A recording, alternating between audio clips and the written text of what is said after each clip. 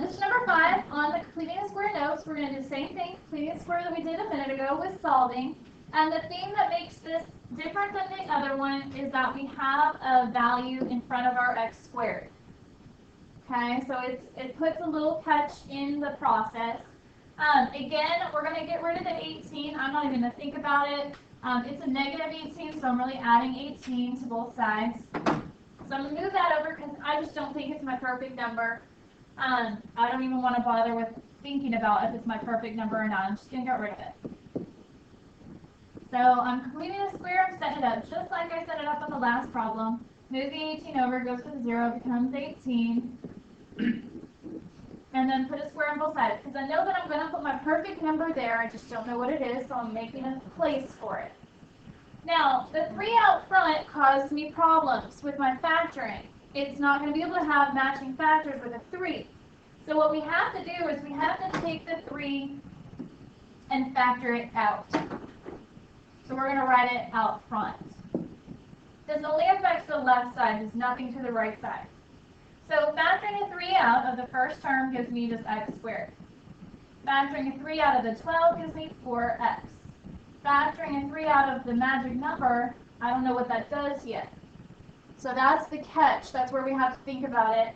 Before we put the number on the right side, we will have to apply the 3 to it before we know what goes over there. That is the one thing that makes us different than the other problem. So I'm going to just copy this. I don't know what goes there yet. So now I'm going to factor just like I was. I got the 3 out front. Got my 2 factors going here. So I have x and x. Half of 4 is 2. So plus 2 and plus 2 because it's positive 4.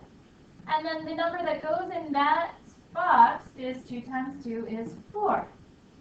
But remember that the 3 out front has to be multiplied by that 4. You have to think about, how this affected your magic number from the top. So 4 times 3 means the original top number was a 12, which means that these numbers need to be 12s. Are we okay on that?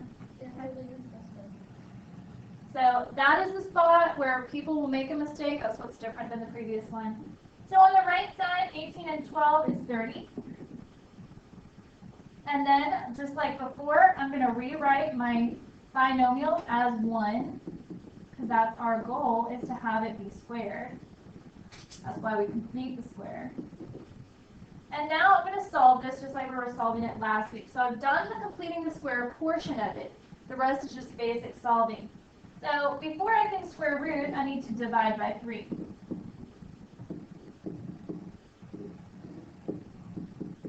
That gives me 10 on the right. And then, just like before, square root, square root. So x plus 2 equals square root of 10, and it's plus or minus. Almost forgot that. Don't forget that. When you're solving your square root, always put plus or minus.